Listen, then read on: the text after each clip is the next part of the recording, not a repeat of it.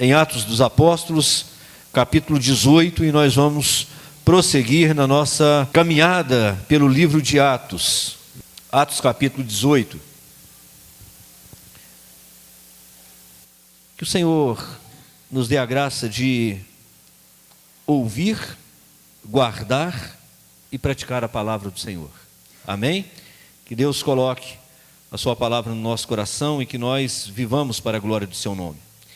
Meus irmãos, nós terminamos o capítulo 17 com Paulo deixando Atenas, e diferente do que acontecera com as outras cidades, Antioquia, Icônio, Listra, Filipos, Tessalônica, Bereia, por onde Paulo havia passado e saído de lá ou fugido ou expulso, porque em todos os lugares onde ele passou pregando o evangelho, ele foi ameaçado, ele foi açoitado, ele foi apedrejado e em alguns lugares quase que morto por causa do nome de Jesus, por causa do evangelho de Jesus.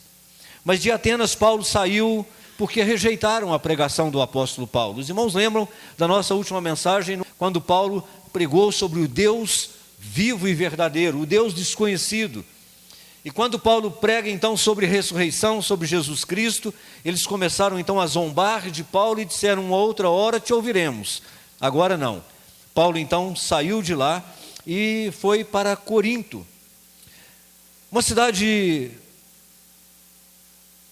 que havia sido destruída 46 a.C., mas que havia sido reconstruída por Júlio César no ano 27 a.C. E essa cidade se tornou uma cidade muito importante naquele tempo. Era uma cidade famosa pelos jogos istmos, era uma cidade famosa pela forma promíscua com que vivia, uma cidade inteira com muita idolatria, com muita promiscuidade, com cultos pagãos, regados a orgias, a bebedeiras e tantas outras coisas que são contrárias à vontade de Deus para a humanidade.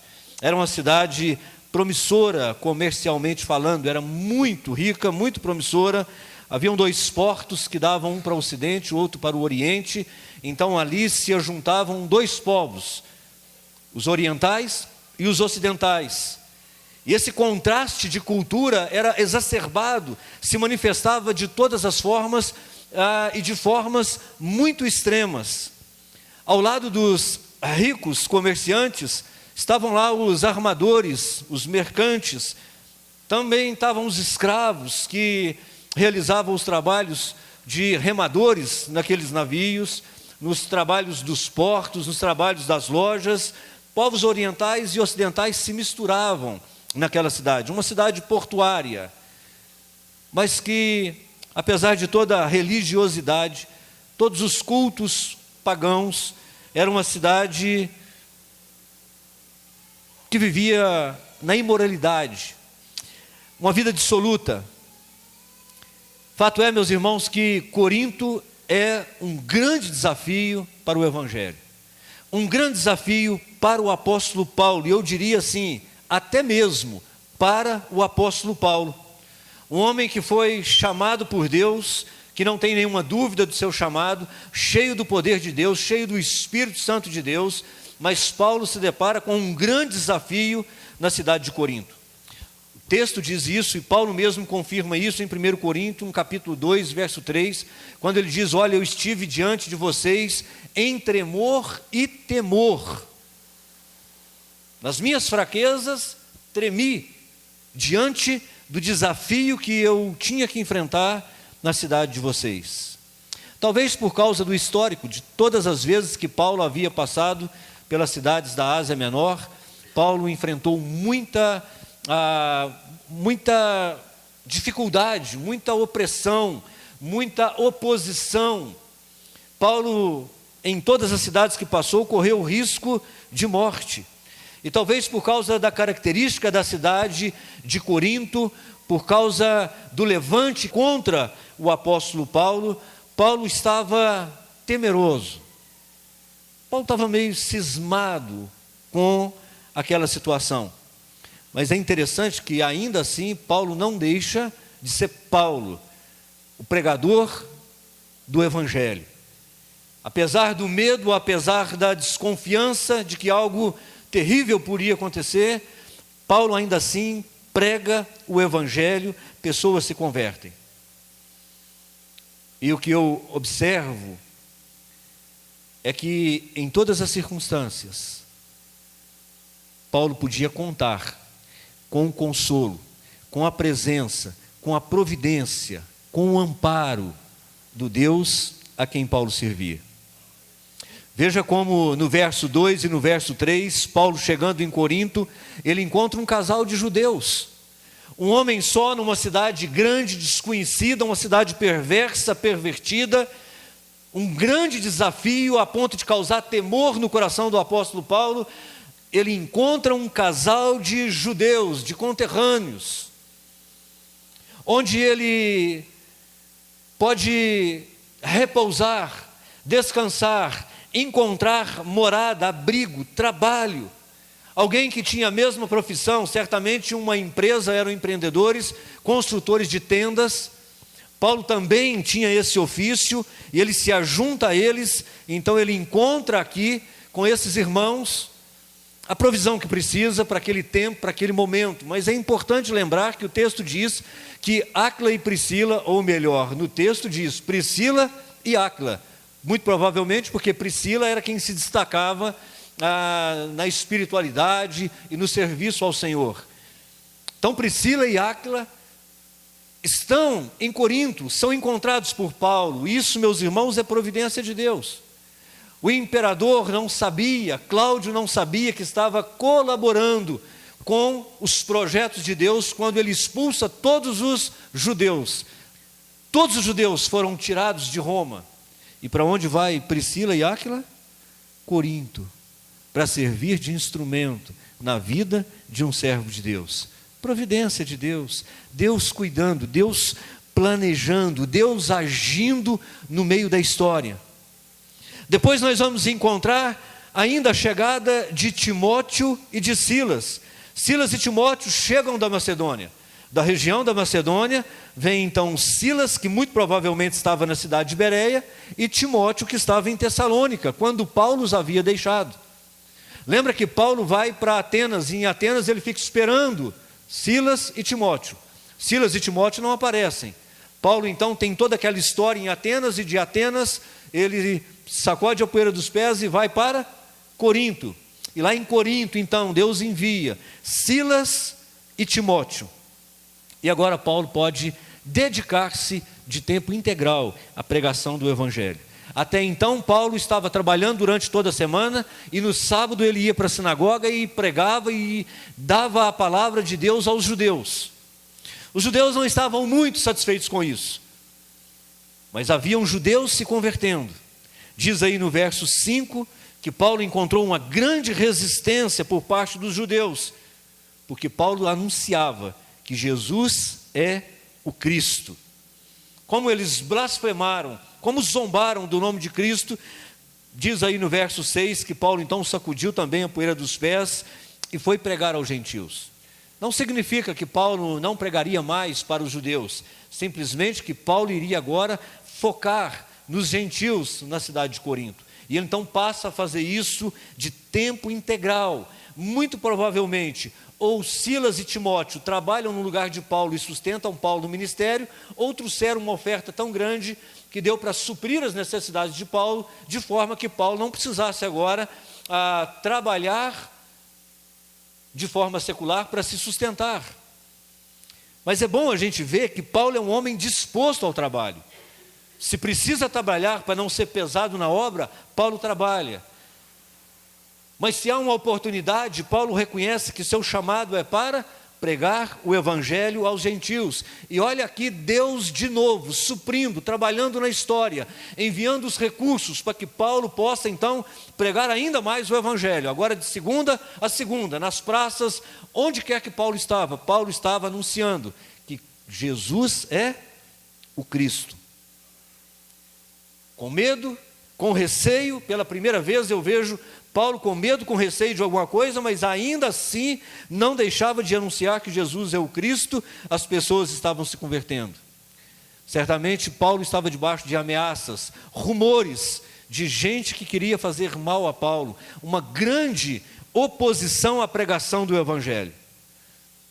Mas Deus, mais uma vez, vai ao encontro de Paulo, porque Paulo, nesse momento, temor pela própria vida, temor diante do grande desafio que é a cidade de Corinto. E se você ler aí no verso 9 e no verso 10, você vai ver que certa noite, então, o Senhor falou a Paulo em visão: não tenha medo, continue falando, pregue o Evangelho, porque eu estou contigo, eu vou ficar do seu lado, Paulo.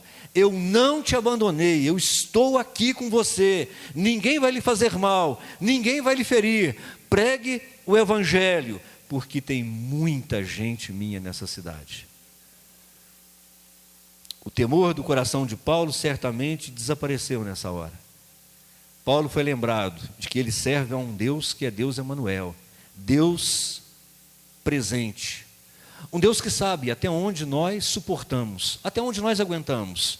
Um Deus que sabe onde dói, onde sofre. Um Deus que sabe os nossos limites. Um Deus que sabe que nós somos feito do pó. Ele sabe da nossa estrutura, Ele sabe das nossas limitações, da nossa capacidade. E Deus não está nem um pouco frustrado, porque o grande apóstolo Paulo sentiu medo no seu coração. Mas com certeza Deus estava muito feliz, porque mesmo com medo, receoso, Paulo prega o Evangelho de Jesus e Deus vem consolá-lo. O Senhor, o próprio Senhor, vem consolar. Paulo, eu não te prometi, fica tranquilo, eu estarei com vocês todos os dias, até a consumação do século, porque eu sou um Deus que se importa. Eu sou um Deus que se importa. E o coração de Paulo, então, eu imagino que ele se abre nesse momento, e todos os medos, todas as lembranças das dificuldades, das lutas que ele havia enfrentado, serviram nada mais do que de alavanca para o ministério do apóstolo Paulo. E meus queridos, eu gostaria muito que essa verdade ficasse gravada no seu coração, porque o mesmo Deus que nós servimos é o Deus de Paulo, e esse Deus, Ele se importa. Ele não é um Deus alheio, Ele não é um Deus que criou o mundo, criou o universo, estabeleceu leis, e criou o homem, e colocou lá, e disse: governe tudo, mas façam isso da maneira de vocês.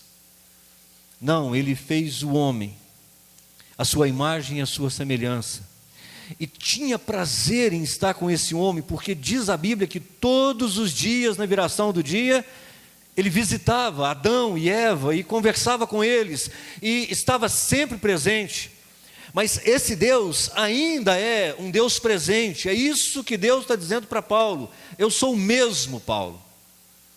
Embora você agora seja representante da raça humana caída, embora você não seja perfeito ainda, embora você seja até bastante imperfeito, eu ainda estou aqui, eu ainda estou com você, eu ainda estou do seu lado. E a pergunta poderia ser: por que, Senhor?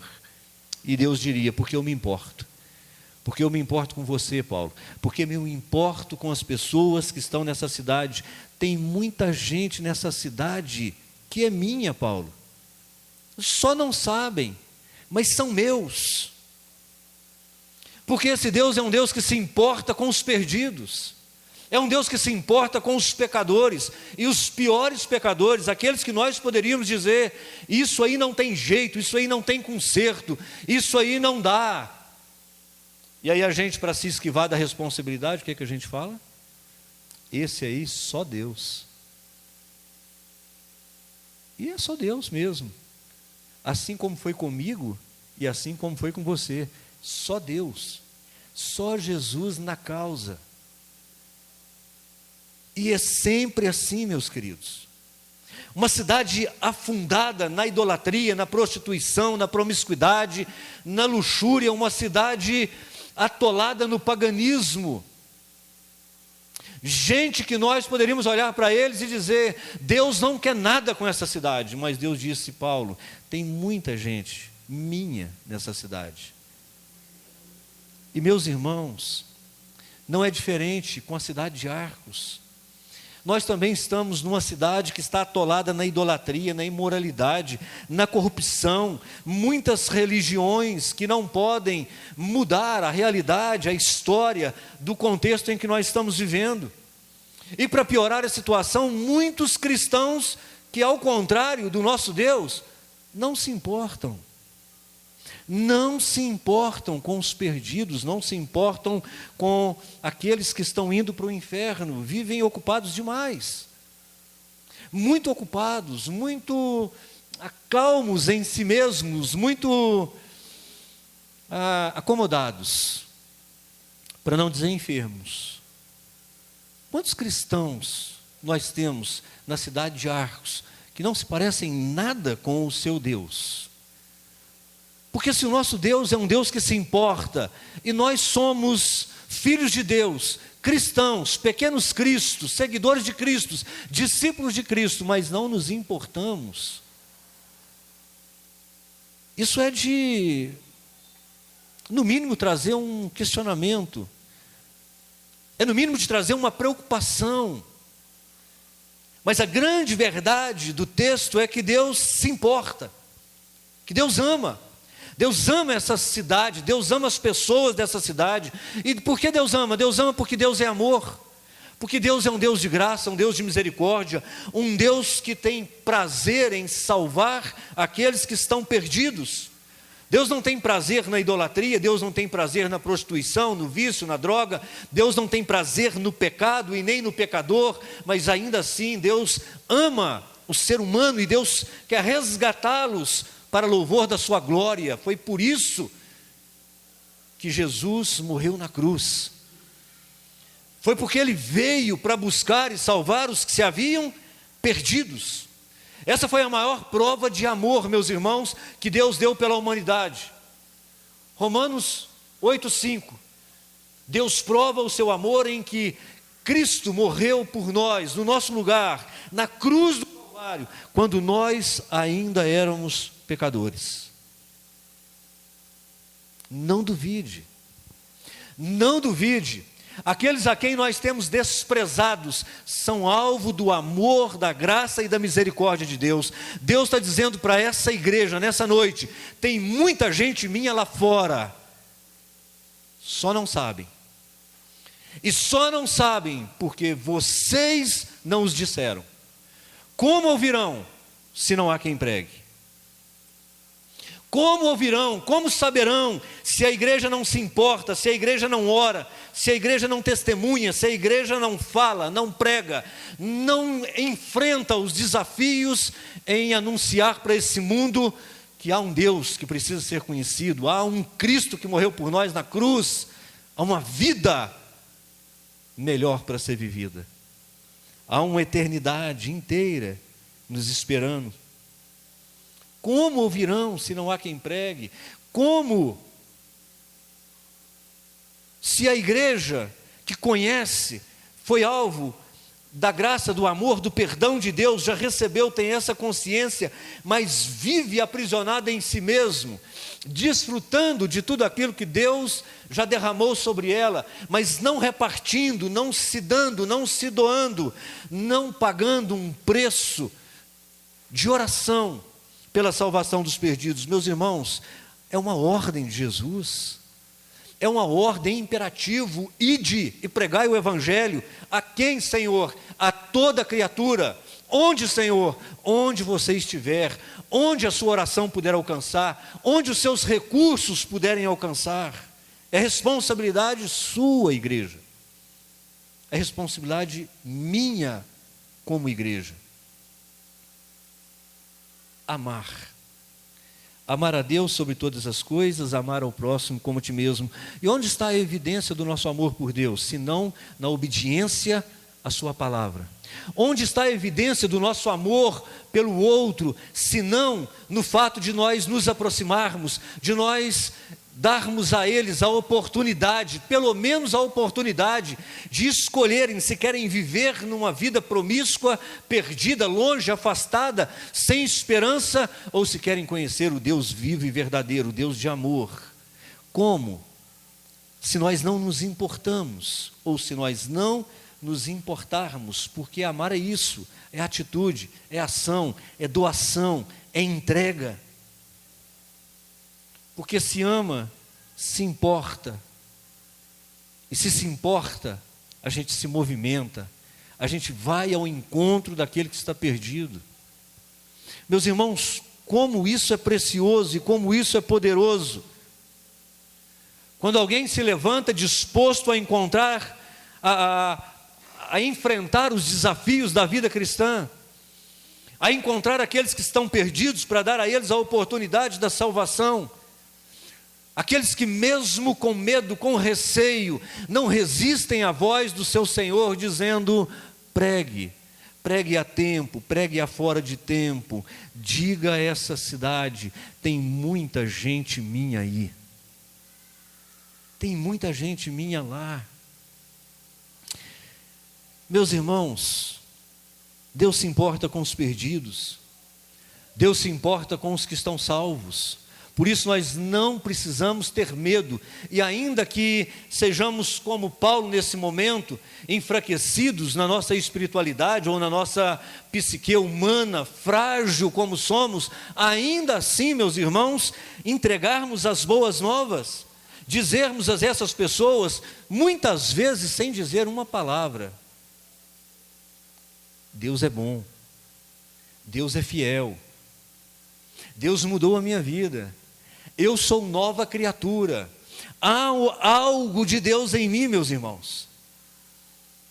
Muitas vezes não fazemos isso porque não confiamos em Deus, porque temos medo de que nós sejamos envergonhados, ou então muito acomodados naquilo que nós já estamos recebendo de Deus e não queremos repartir. Agora, se há uma preocupação no seu coração, se há um temor no seu coração, guarde isso no seu coração nessa noite. Deus se importa com você, e é uma promessa de Jesus: ide por todo o mundo, pregai o Evangelho, fazei discípulos de todas as nações, batize-os em nome do Pai, do Filho e do Espírito Santo, e eis que eu estarei com vocês até a consumação do século.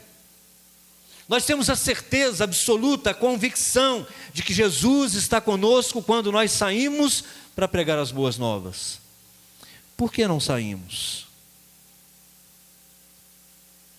Talvez por medo, desânimo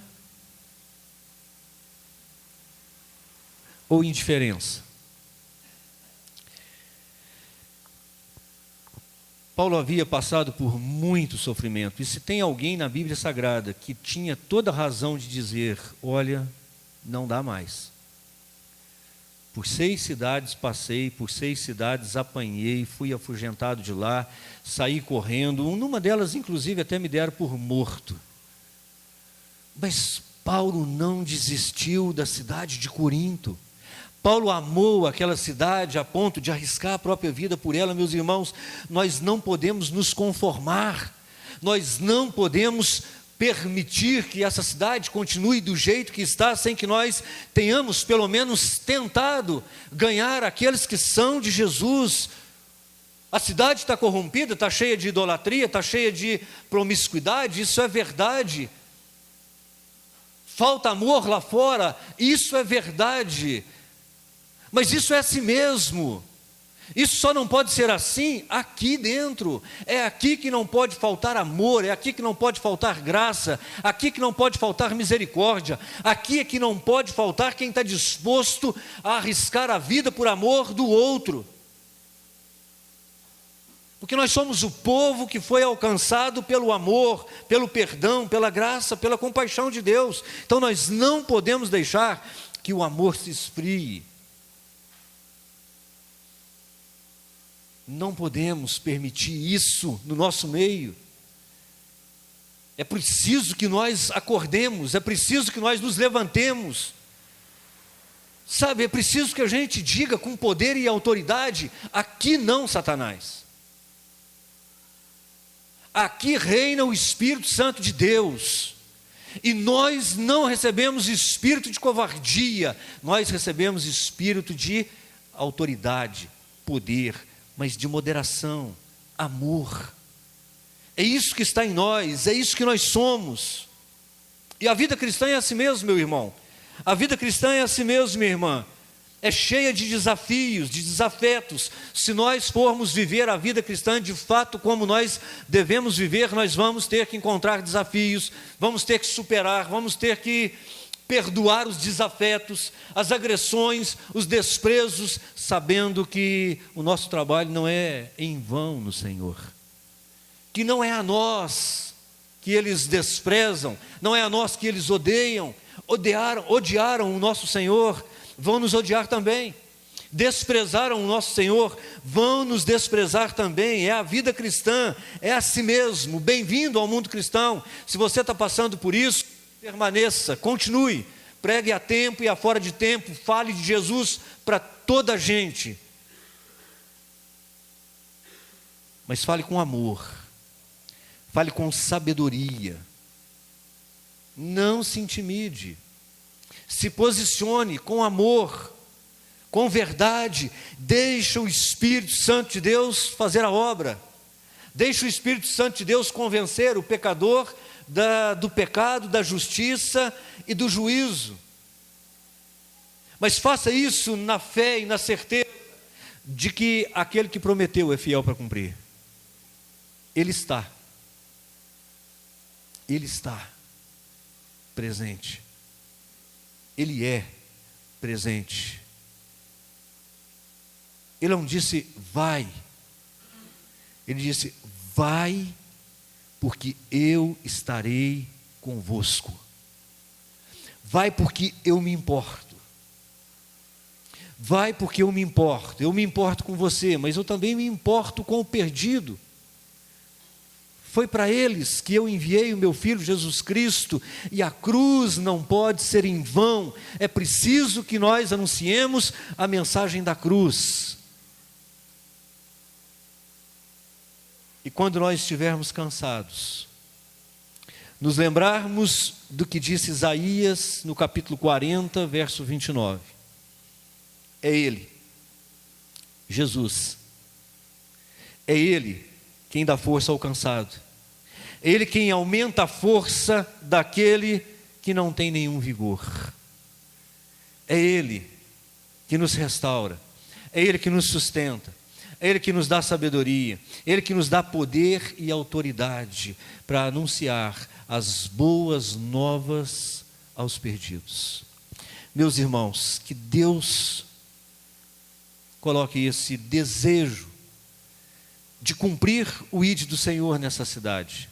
Que Deus coloque essa responsabilidade no nosso coração, que nós venhamos a nos posicionar como aqueles que de fato compreenderam o tamanho da graça que nós recebemos, mas junto com ela, o tamanho da responsabilidade em dizer a esse mundo que Jesus Cristo é o Senhor, é o Salvador. E Ele recebe a todos. Ele recebe a todos. E recebe com um propósito: salvar, remir, lavar, transformar e glorificar. Não vá sozinho para o céu. Não vá sozinho. Feche seus olhos.